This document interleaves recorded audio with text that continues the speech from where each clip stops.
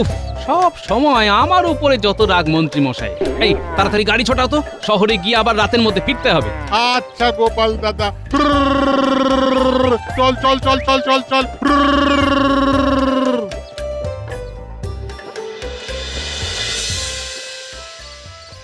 উফ, বাপ রে বাপ, সারাটা দিন চলে গেল।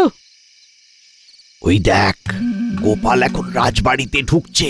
তার মানে একটু পরেই কাজ ছেড়ে বেরোবে। তোদের যেরকম যেরকম বলেছি সেরকম কাজ করতে হবে কিন্তু। কোনো চিন্তা করবেন না মন্ত্রী মশাই, এই বসন্তে গোপালের জীবনের গল্পে হেমন্ত বসিয়ে দেব। বাজে কথা না বলে কাজে লেগে পড়। যা যা যা যা। মহারাজ, আসতে পারি? আরে গোপাল, এসো এসো। মহারাজ, আমি শহর থেকে বল নিয়ে এসেছি। মোট 10 মোহর খরচ হয়েছে। এই নিন তার রসিদ। বেশ বেশ, এই নাও তোমার 10 মোহর। তুমি যাওয়ার সময় ভাড়ার ঘরে এই বলগুলো রেখে দিয়ে চলে যাও। আবার সকালে বল খেলা শুরু হওয়ার আগে মাঠে নিয়ে যাবে। আচ্ছা মহারাজ, এত ভারী বস্তা, বাপরে বাপ, আপনার ভাড়ারে রেখে ভালোই হলো, ধন্যবাদ। উফ, সেই সকালে বাড়ি থেকে বেরিয়েছি, কে জানে গিন্নি কি ভাববে। ধুর, যা ভাবে ভাবুক, ওর জন্য শহর থেকে আয়না কিনে এনেছি, ওটা পেলেই খুশি হয়ে যাবে। এই ওরে বাবা রে, মারে মারে গেলাম রে। এই এই কে কে? উফ, কাল খেলাধুলো আর আজকে এই বিপদ। সকালে রাজসভায় মন্ত্রী মশাইকে চোর বলেছিলে, মনে আছে? সেটারই বদলা নিলাম।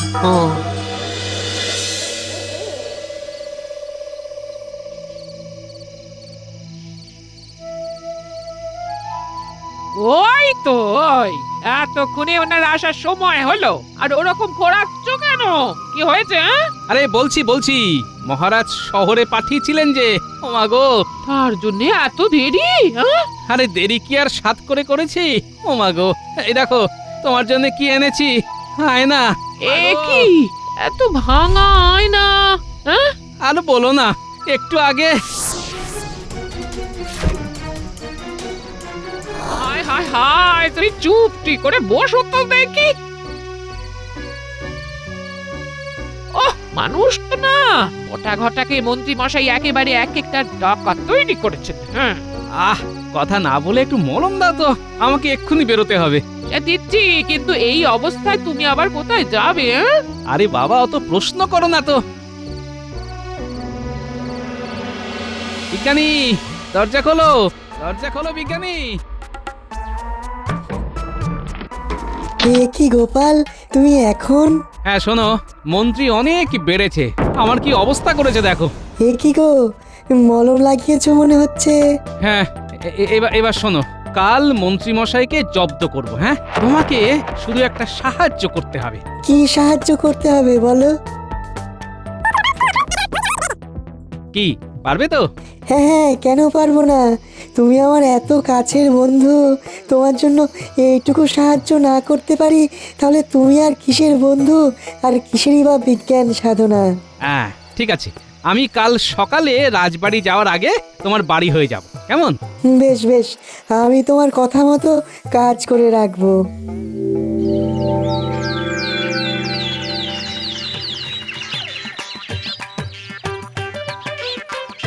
তুমি এগোতে থাকো গোপাল, আমি একটু পরে রাজবাড়ির মাঠে আসছি। হ্যাঁ, এসো।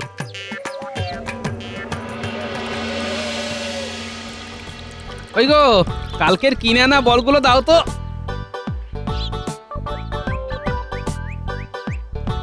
ও মা গো, কি ব্যথা! এবার কুটির শিল্পটা করে ফেলতে হবে। ও বাবা, ও মা। এই কি গোপাল, তুমি এই হাল কি করে করলে? সবই ভাগ্য মহারাজ। ভাবলাম হোলির উৎসবের দিন নবাব বাহাদুরের সাথে খেলাধুলোর আনন্দ উপভোগ করার আগে একটু গা গরম করব, কিন্তু কাল একটা বিপদ হয়ে গেল মহারাজ। সে কি বিপদ? আর সেই নিয়ে ভাবনা চিন্তা করে কি লাভ বলুন? আমি আজকে প্রতিযোগিতায় অংশগ্রহণ করব না, আমি বরং সকলকে সহযোগিতা করব। সবার মাথায় বল ছুড়ব আর সবাই লক্ষ্যে বল তাক করবে। উফ, এটাই তো চাইছিলাম। কিন্তু গোপাল আমার বা বটা ঘটার নামে অভিযোগ করলো না কেন? ব্যাপারটা কেমন সন্দেহজনক লাগছে। বেশ, তবে তাই হোক, তোমরা সবাই খেলা শুরু করো। খেলার নিয়ম অনুযায়ী প্রত্যেকে 3টে করে সুযোগ পাবে। লক্ষ্যস্থলের থেকে 20 পা আগে প্রতিযোগীকে দাঁড়াতে হবে। তারপর গোপাল তাদের মাথায় সামনে থেকে বল ছুঁড়বে আর প্রতিযোগীকে সেই বল তাক করে লক্ষ্যস্থলের মধ্যে প্রবেশ করাতে হবে। বুঝে গেছি। তাহলে শুরু হোক। সবার আগে আসছে বিজ্ঞানী। সুযোগ নাম্বার 1। পেরেছি পেরেছি, আমি আমাগো। পেরেছি। এবার তোমার দ্বিতীয় সুযোগ। সাব্বাস, 2-এ 2। এবার এবার তৃতীয় সুযোগ। যা, এটা হলো না। সাব্বাস বিজ্ঞানী, ভালো প্রয়াস, ভালো প্রয়াস। এবার মাঠে দৌড়তে থাকো, তাহলেই গা গরম হবে। এরপর আসবে মন্ত্রী। এই গোপাল, তোমার আমার ওপরে রাগ আছে বলে আবার আমার দিকে উল্টো পাল্টা ভাবে বল ছুড়ো না জানো। আরে না না, আপনি আমাদের স্বনামধন্য মন্ত্রীমশাই বলে কথা। আপনার সাথে ওরকম করতে পারি নাকি? তাহলে শুরু হোক মন্ত্রী মশাইয়ের সুযোগ নাম্বার 1। সাব্বাস মন্ত্রী, সাব্বাস। ছোড়ো গোপাল, ছোড়ো, দ্বিতীয় বলটাও ছুড়ে দাও। এবার মজা দেখাবো। এবার দ্বিতীয় সুযোগ। গোপাল, তোমার এত বড় স্পর্ধা যে তুমি সবার সামনে আমার মুখ কালি করলে। ইস! বেশ করেছি। আপনি যেমন বটা ঘটাকে দিয়ে আমাকে মাটিতে ফেলে দিলেন, আমি তেমনি আপনার মুখে কালি ঢেলে দিলাম। হোলির আগেই হোলির মজা দিলাম। গোপাল, তোমার কিন্তু এটা করা উচিত হয়নি। মহারাজ, মন্ত্রীমশাই গতকাল কি করেছে জানলে আপনিও বলবেন আমার রাগ হওয়াটা স্বাভাবিক কিনা। গতকাল আপনার বাড়ি থেকে আমি ফিরছি এমন সময়। না না না না, এটা কিন্তু একদম ঠিক করনি মন্ত্রী। সেদিন রাজসভায় সবাই সাধু সাধু বলার পরে আমাকে চোর বলল, সেবেলা সে তো আমি মজা করে বলেছি, কিন্তু তা বলে আপনি আমাকে এভাবে মাটিতে ফেলে দেবেন? এতটুকু মানবিকতা নেই আপনার মধ্যে? সত্যি মন্ত্রী খুব খারাপ। গোপাল আজকে বদমাইশি করে তোমার মুখ কালো করে দিয়েছে, কিন্তু তোমার আসলে মনটাই কালো, প্রতিহিংসা পরায়ণ। সত্যি মন্ত্রী মশাই, আপনার চারিদিকে দুর্নাম, এটা সবাই বলে। বেশ, আমি কথা দিচ্ছি আমি ভালো হয়ে দেখাবো। তাহলে বাকি খেলা শুরু হোক। উফ, পুরো মুখের হুলিয়া বদলে দিল। এইভাবে প্রতিশোধ নেবে না? ইস! এত হিংসে কেন তোমার মনে? একটু ভালো হতে পারো না নাকি? আমার বড় হয়ে তুমি এত এত খারাপ কি করে হলে আমি তো এটাই ভেবে পাই না। উফ, যে পারছে আমাকে ধুয়ে দিচ্ছে। দূর দূর, ছি ছি ছি ছি। বুঝলে গিন্নি, চুন হলুদে বেশ ভালো কাজ হয়েছে। গোপাল দাদা, খুব বিপদের মধ্যে পড়ে গেছি। আরে আমি নিজেই বিপদ কাটিয়ে একটু সুস্থ হওয়ার চেষ্টা করছি, আর তোমার আবার কি বিপদ হলো গো? আর বলো না, কদিন একজন জমিদারের জমিতে ভাগ চাষি হিসেবে কাজ করছিলাম। হঠাৎ করে বলে কালকে থেকে আর কাজে আসতে হবে না। সে কি, কেন? জমিদারের এই মুহূর্তে হাতে টাকা পয়সার অভাব, তাই আর কি, মানে সব দিন মজুর ভাগ চাষিদের সরিয়ে দিচ্ছেন। এখন আমি কি করি বলো তো? বলছি, আমি তাহলে এই চুন হলুদটা সরিয়ে রান্নাঘরে রাখছি, কালকে আবার নিও। বেশ বেশ, এই তো পেয়েছি। আচ্ছা, তুমি এক কাজ করো, হ্যাঁ, কদিন পরেই তো দোল উৎসব, সবাই রং আবির কিনবে। তুমি ওই ফুলের পাপড়ি, হলুদ, গাছের পাতা এসব দিয়ে ভেষজ রং তৈরি করো। এটা তো বেশ ভালো বুদ্ধি দিয়েছো গোপাল দাদা, ধন্যবাদ, তুমি আমাকে বাঁচালে। শোনো, তুমি একবার বাচ্চাগুলোকে বলো কাল বিকেলে যেন আমার সাথে দেখা করে। হ্যাঁ, আচ্ছা।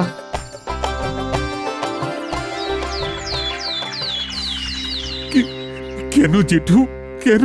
একই মহারাজ, কি হয়েছে আপনার জেঠুর? আমার কর্তব্য জেঠু গতকাল রাতে মারা গেছেন। এ তো বড় দুঃখের কথা মহারাজ। তাহলে আপনার বাড়িতে দোল উৎসবের দিন পুজো হবে কি করে? সেটাই তো ভাবছি। নবাব বাহাদুর নিজে থেকে জানিয়েছেন এবারে তিনি কৃষ্ণনগরে উপস্থিত থাকবেন।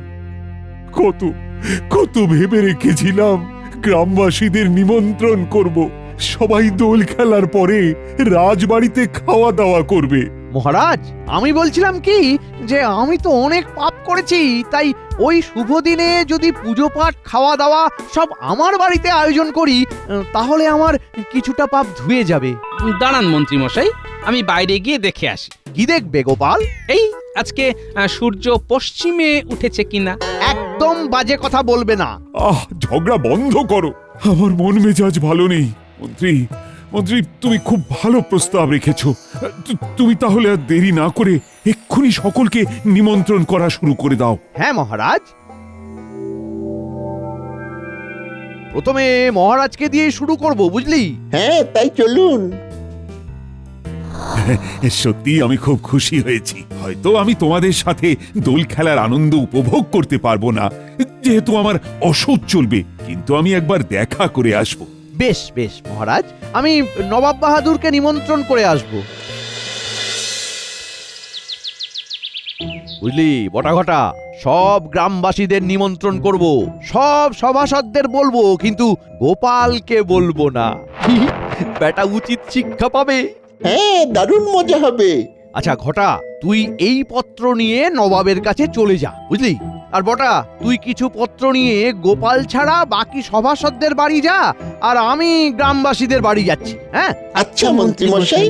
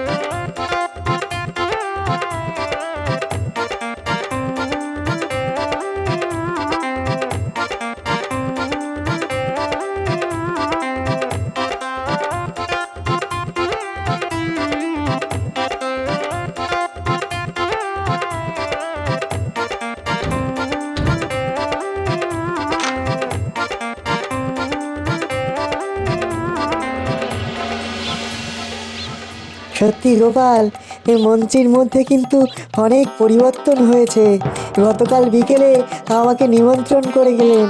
আমাকেও শুনছি ওই ভোলার দোকান থেকে ক্ষীর কদম্ব, জিভে গজা, রসগোল্লা, অনেক রকমের মিষ্টি আসছে। ওমা, এ কি, আমাকে তো নিমন্ত্রণ করেনি। সে কি, সব সভাসদদের বললো, তোমাকে বললো না?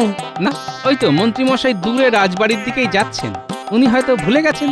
যাই, ওনাকে গিয়ে জিজ্ঞেস করেই দেখি। খাওয়া দাওয়ার ব্যাপারে আমি একটু নির্লজ্জ। ও মন্ত্রী মশাই।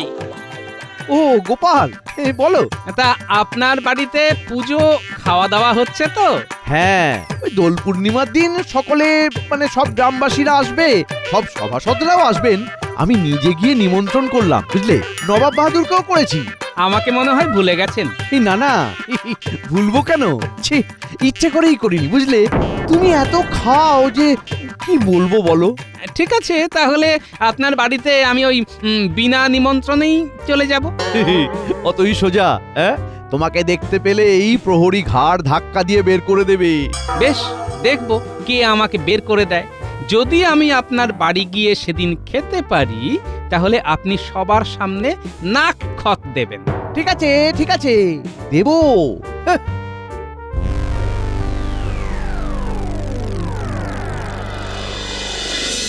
শোন, তোদের যে জন্য ডাকা, কাল তো নেড়া পড়া, আর পরশু দোল। হ্যাঁ, তোরা এক্ষুনি সব গ্রামবাসীদের বাড়ি বাড়ি যা, আর তাদের গিয়ে বল পরশুদিন সকালে সবাই মিলে। দারুণ মজা হবে দাদু, দারুণ মজা হবে।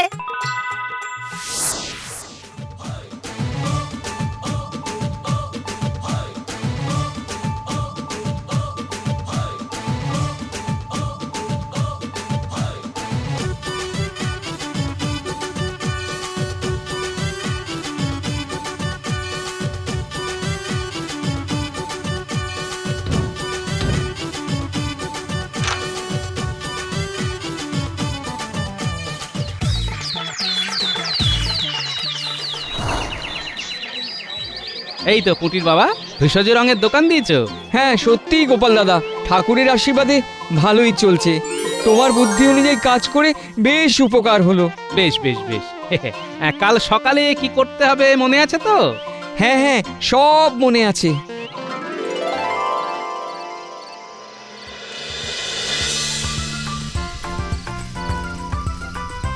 হ্যাঁ, আজ চলো, আমাদের চলো, নেড়া চলো, বড়া, চলো, কাল চলো। আমাদের দোল। পূর্ণিমাতে চাঁদ উঠেছে, বলো, হরি বল। তাহলে ন্যাড়া পোড়া হয়ে গেল।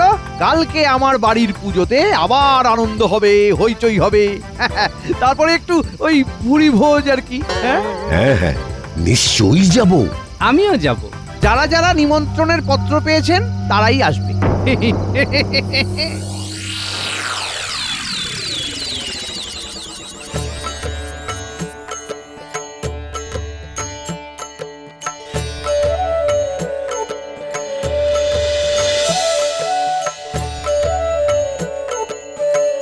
সবাই তো এসে গেল, গ্রামবাসীরা তো এলো না।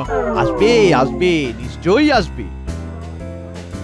এ কি সবাই এরকম রং মেখে সংসেজে এসেছেন কেন আপনারা? হ্যাঁ, এই আপনি কে? আমি পুঁটির বাবা। ওহো, ঠিক আছে ঠিক আছে, ভোগের প্রসাদ গ্রহণ করুন। এই মাটি করেছে।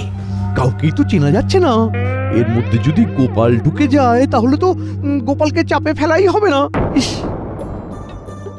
বাবা বাহ, সবাই তো দেখি রং খেলেই এসেছে।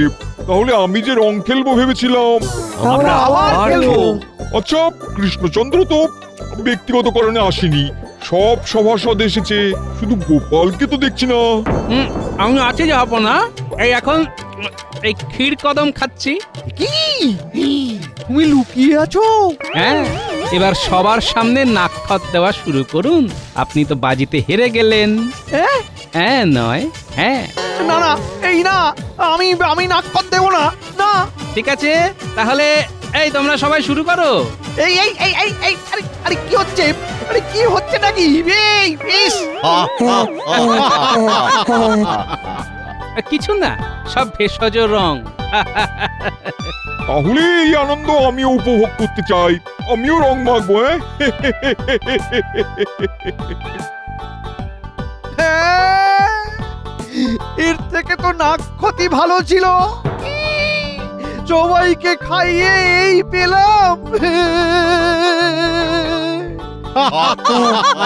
হ্যাঁ, হ্যাঁ,